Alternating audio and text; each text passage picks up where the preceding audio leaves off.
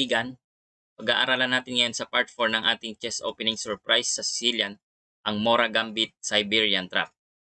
Yung Siberian Trap, bali galing ito sa player at saka siya yung nag-effort nito, si Boris Shipkov, dahil siya ay taga Novosibirsk, Siberia sa Russia.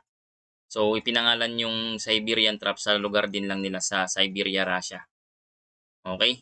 Bago tayo magsimula ay huwag niyong kalimutang mag-subscribe at i-hit ang notification bell na all para mabigyan ko kayo ng isang free chess ebook.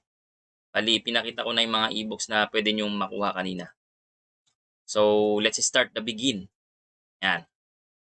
E4, C5, D4, C takes D4. So, maaga yung D4 ng puti dito.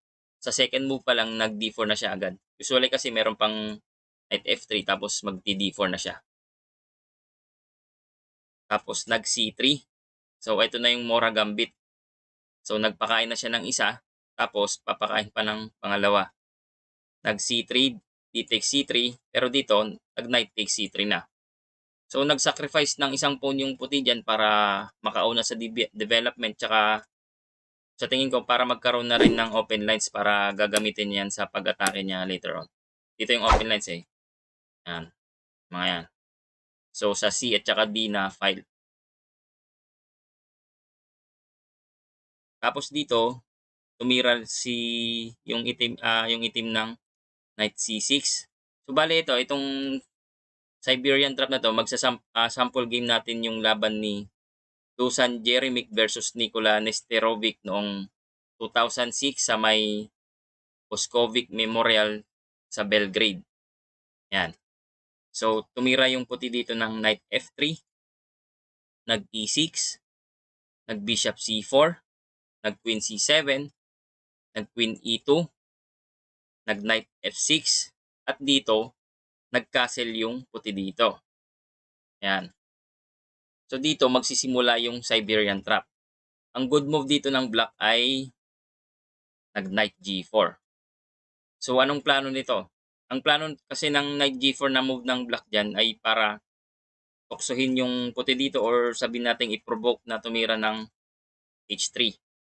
Na kung saan yung H3, yan talaga yung itinira ng puti dyan. Yan yung itinira ni Jeremy. So, nag-H3 siya. Tapos, dito may sumunod ulit na mas matindi na itinira yung itim dito. Talagang pwede nating sabihin na excellent or brilliancy yun. So, tumira siya ng Knight D4. So, anong idea nito? Ang idea nito, kapag ka kumain yung knight, let's say nag-knight knight takes D4, so mamamati na yung puti dyan. So, may Queen H2. Ngayon, pagka, kunwari, ito naman yung kinain, nag H takes G4, kinain to, yan, nag H takes G4, syempre, knight takes na yan. So, kain na yung queen, tapos check na. So, yun yung good move na itinira ng itim dyan, nag knight D4. At yun talaga yung nangyari sa laban nila, na kapag knight D4 yung itim, tapos, ang tira ng puti dito ay kinain niya na lang yung knight sa G4. So, nag-H takes G4, and then, nag-knight takes E2. By the way po, kung sakali kasing iilag naman yung queen dito, kunwari, let's say, Queen D3, para makaiwas sa threat ng kabayo, ito naman yung gagawin. So, knight takes F3. So, check yan. Tapos, balik ulit yung threat dito. So, meron ulit Queen H2. So, hindi maiiwasan kapag nakapag knight D4 na yung itim dyan. So, talagang ibibigay na yung queen dyan. Ngayon, paano naman kapag hindi siya nag-H3? Yan. Let's say nag-G3 yung puti dito. After G3, ang tira naman ng itim dito ay A6. So, para hindi makatalon yung kabayo dito. After A6, nag-knight D5 yung puti. So, sacrifice. Tapos, nag-queen D8. Tapos, nag-H3 para sipain yung kabayo dito sa may G4. ang ginawa ay nag-knight GE5, nag-bishop F4. So, dito naman, ang itira ng itim ay nag-D6. Kailangan mag-D6 ng itim dyan kasi papasukin yung C7 square ng itim dyan eh. Ngayon, ang tira ay nag-knight E3. So, inilagan na yung threat na kainin yung kanyang kabayo.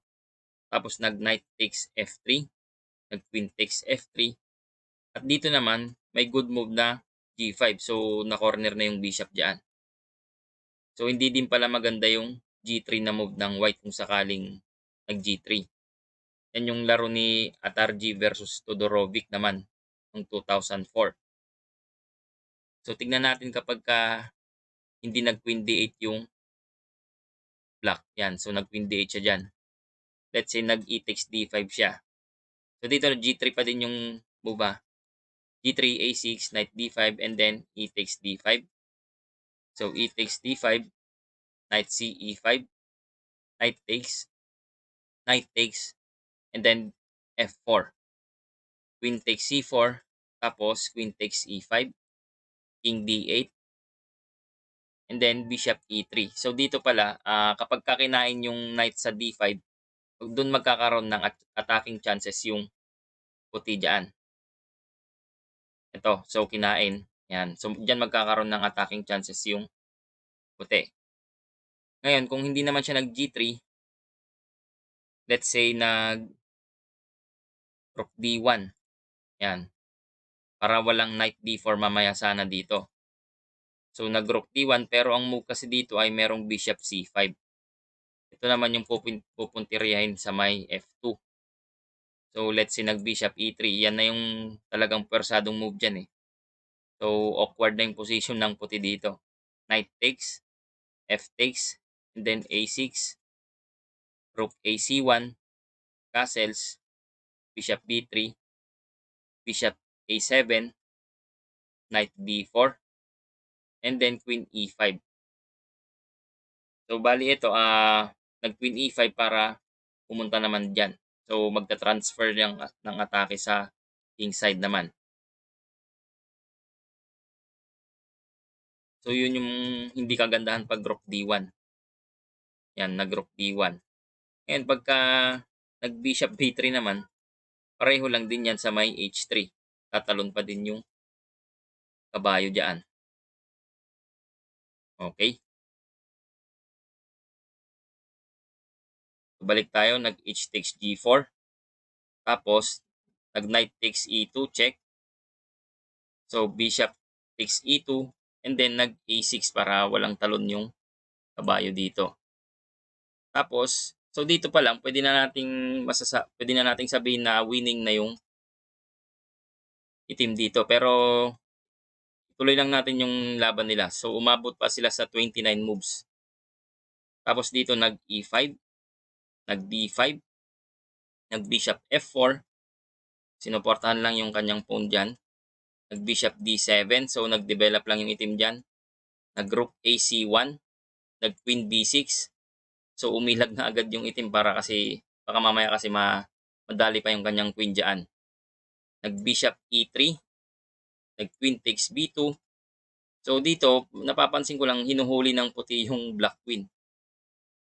Kaya nag-bishop E3 tapos kinain naman nag-queen takes B2, nag-bishop D4, nag-queen A3, nag-knight D2, nag-rook C8, nag-knight B3, nag-bishop B4, nag-rook C2, nag-bishop takes C3, nag-rook FC1. Tapos dito, bali ang ginawa ng itim ay nag-queen takes C1 na lang. So nakipag-quality up na lang siya. Nag-rook takes C1, bishop takes D4, rook takes C8, bishop takes C8, knight takes D4, and then king E7. So pa-endgame yung labanan nila. Nag-knight B3, bishop D7, knight C5, bishop B5, and then bishop D1, rook C8, knight B3, bishop A4, king F1, bishop takes B3, and then bishop takes B3. Tapos dito, nag-resign na yung puti kasi quality up yung itim dito tsaka lamang pa sa pawn yung itim diyan. Okay. So yun yung matindi sa Siberian Trap. Medyo talagang hindi mo akalain na merong may matinding move na knight d4 yung itim diyan. So balikan natin yung move na yon. So dito, nag knight g4. So talagang tempting kasi yung h3 diyan. So nag h3 yung puti kasi iisipin niya kasi diyan, syempre babalik yung kabayo dito. Tapos magde-develop ulit yung puti pero yung pala talagang trap yun. So ang kasunod diyan after h3 ay may matinding knight d4. So losing na yung itim diyan. So yan yung Siberian Trap. Ngayon ipapakita naman natin kung papaano kokontrahin or i-refute yung Siberian Trap ng itim. Kapag ka ikaw yung puti tapos gagawin yung Siberian Trap sa'yo. So balik po tayo.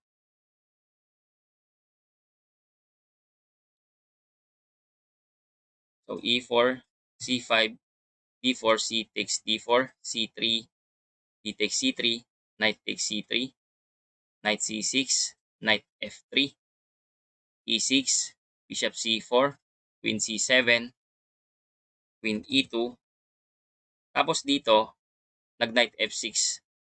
So dito, kapag ka ganito na yung forma, ang gagawin ng puti dito ay wag muna siyang magka-castle. Bali, lalagyan niya ng delay yung kanyang pagka-castle diyan. Ang magandang itira dito ay e5 na agad. Yan. Ngayon, kung itinuloy pa din ng itim ang mag-knight g4 diyan, let's say nag-knight g4 siya. Ang pwedeng gawin ng puti dito ay bishop f4 kasi yung kanyang pawn dito, bali pinilahan na ng tatlo. Merong isa, dalawa, tatlo. So syempre ang gagawin ng puti naman diyan, pipilahan niya din, no, sa pagsuporta. So nag bishop f4. Ngayon ang gagawin naman ng itim diyan, pwede siyang mag f6 para kung sakaling kumain yung puti diyan, syempre kain yung bishop sa f4. Tapos dito, merong good move dito ang white. Meron siyang good move na knight d5. So meron siyang knight sacrifice. So anong idea niyan? Ngayon, pagka yung itim na yung titira dyan, meron siyang pwedeng dalawang gawin dyan. Pwedeng queen a5, may check siya dyan, or kainin yung kabayo sa d5. So unahin muna natin yung queen a5. After knight d5, nag queen a5 siya, umiwas siya sa threat ng kabayo. So nag queen a5. Dito naman ang pwedeng gawin ng puti ay king f1. So ilag lang.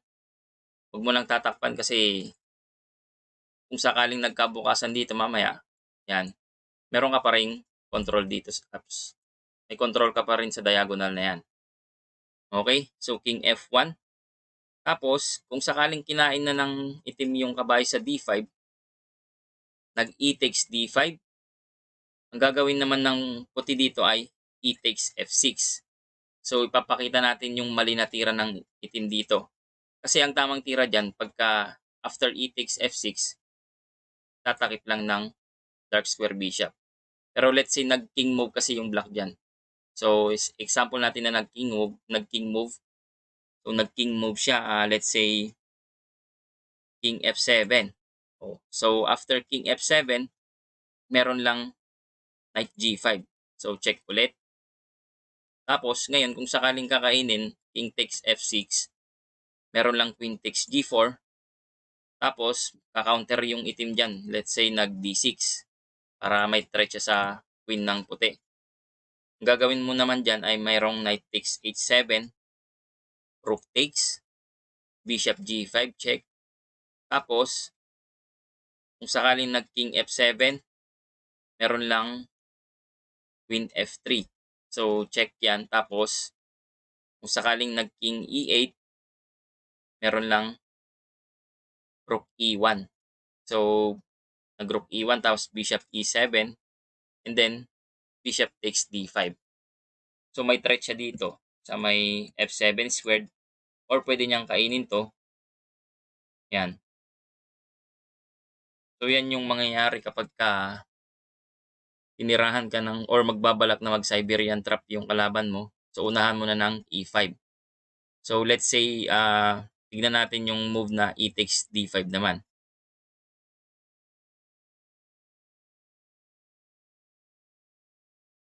Tumira yung itim ng nag-e takes D5, kinain kaagad yung kabayo sa D5. So pagka ganyan ang tira, ang gagawin naman ng puti dyan ay e takes F6 na agad. So napakaganda ng e takes F6 kasi may check na doon sa king, tapos may threat pa sa queen ng black. So dito obligado yung tira ng black dito. Kailangan niyang takpan kaagad. So nag-knight GE5. Parang one size fits all. Tapos, syempre dito kakainin ng puti yan. Nag-knight takes E5, knight takes E5, and then wag mo munang kakainin kaagad to. Yan. Kasi after mo kainin yan, let's say pupunta lang sa light square yung black queen. So pwedeng may tabla or makakapag-equalize pa. Ang dapat gawin dyan ay queen h5. So check. And then, kung sakaling nag-king d8 yan, kung nag-king d8, ang move dyan ay f takes g7. So may threat. Ngayon, kung sakaling ang ginawa ng itim dyan ay nag-check muna, queen a5. So usob lang muna, king f1. Tapos kung sakaling kinain na, nag-bishop takes g7, meron lang queen g5. So may check, tapos may kain sa bishop doon. Nag-king c7, queen takes g7, and then rook e8 para suporta sa kanyang knight sa e5, pero merong bishop takes e5 lang. So dito, masasabi nating winning na yung puti dito kasi lamang ng isang pyesa. Tsaka ano na expose na din yung king, tapos diskarte na lang nung white player dito kung paano niya kokornerin yung black king. Okay? So yun yung mangyayari kapag ka nag-e takes d5 naman. Ngayon, tignan naman natin kapag ka after queen h5 kasi pwede ding takpan yan. So mag-g6 na lang muna siya. Pagka nag-g6 yan, gagawin naman ng puti dyan ay tulak lang. So mag-f7. Tapos, pwedeng knight takes or king takes. Yan. So tignan muna natin yung, or pwede din siyang mag-king d8. Pero tignan natin yung knight takes muna. Kapag ka nag-knight takes yan, so nag-knight takes, kung gagawin ng puti ay queen e2, check lang. Tapos, knight e5. So, balik ka agad yung kabayo kasi para matakpan yung king tsaka queen niya dyan. Kasi may threat dito kanina Yan. Kaya nag-knight e5. Pero, meron lang bishop takes e5. So, losing na yung black dyan kasi may threat dito. Tapos may threat din doon. After mag-move yung dark square bishop ng puti, so may check pa kaagad. Tingnan naman natin kapag ka nag king d8. After king d8, ang move ay, so check lang, queen g5. So check, bishop e7, queen takes e5. So kain yung kabayo, tapos nag-queen takes e5, bishop takes e5, rook f8, bishop takes d5, at dito walang magawa yung rook ng itim kasi maka-quality lang na talaga siya dyan Maya-maya pwedeng mag-move na yung bishop sa g7. So lamang yung puti dito kasi quality down yung itim dyan mamaya. Okay? So tignan naman natin yung king takes f7 na. Pagka nag-king takes f7, ang gagawin dyan ay bishop takes d5, check, king e8, queen takes e5, check, queen takes, bishop takes. So dito, akala ng puti, lalamang siya dyan. Pero meron pa kasing move na bishop b4. After bishop b4, king d1, rook f8, a3. So may itreat lang muna yung dark square dyan, dark square bishop. Tapos rook f5. So makikipagsabayan na lang yung itim. After rook F5, kain, A takes B4, rook takes E5, tapos dito sabayan mo na din. So mag-rook E1 ka na. Kasi dito, kung titignan natin yung posisyon dito, bali lamang yung puti dito kasi hindi pa nakakaalis yung light square, tapos kung sakaling hindi rin maitutulak yung b-pawn niya kaagad-agad kasi andun pa yung rook. So ang ginawa ay nag d6, yan. Tapos dito king d2, king d8, rook takes, d takes, tapos rook e1. So dito lamang na yung puti kasi ayun nga, wala pang development yung rook tsaka bishop ng itim diyan. Okay? So yan yung pwedeng gawin sa kapag ka makakaharap mo or kung sakaling sa isip-isip mo gagawa ng Siberian trap yung itim diyan. Yan. So pwede ka agad mag E5 diyan. Ito, so nag E5 agad. Ngayon, kung sakaling nakapag-castle ka, let's say nag-castle ka na, tapos tumira na ng knight G4 yung itim dito, ang pwede mong gawin diyan ay ito yung pangontra. So nag-knight B5. Yan. So yan ang pinakamalakas na pangontra in case na nakapag-castle ka tapos dumating na yung knight G4 na move ng itim diyan. Tapos dito ang pwedeng gawin ng itim ay queen B8. So ito sample game naman sa laban ni Flitney versus Scribano noong 2007 sa Togerano. Yan. So nag queen B8 and then H3. So wala nang knight D4 kasi kakainin lang ng isang kabayo sa B5. So H3 and then H5. Ito naman ang purpose nito kung sakaling kakainin kasi nito, meron pong H takes. So let's say nag H takes G4, H takes G4. So obligadong umalis to or kailangang ibigay. Tapos balik tayo. Tumira yung itim ng H5. Tapos dito ang move ng puti ay G3. So nag G3 lang. Tapos bishop C5, bishop F4. So nag-threat sa queen doon sa dulo. Nag bishop F4, tinakpan. So nag knight Ge5, nag knight takes E5, nag knight takes E5, and then rook AC1. Tapos dito nag A6. Tapos bishop takes E6. So may sacrifice pa pala yung puti dito. So bali dito kasi kapag ka kunwaring kinain ng itim to, let's say nag F takes E6, yan. Meron lang rook takes C5. After rook takes C5, A takes B5, nag bishop takes E5. So obligadong takpan or let's say pupunta dito yung queen. Pero ang ginawa kasi nag D6. Tapos dito nag bishop takes G7, nag rook H7, nag rook takes H5, tapos rook takes G7, rook H8 check. Bali yung laban nila hanggang 15th move lang. So ito tinuloy na lang natin. Nag king E7, tapos dito meron lang queen F3. So dito makikita natin bali losing na yung itim dito kahit na lamang ng isang pyesa kasi walang development eh. Nag king D7, queen F8. So may threat na dito. Tsaka pwedeng may check pa dito. Nag rook G6, nag queen D8, and then king C6. So dito diskarte na lang ng puti dito.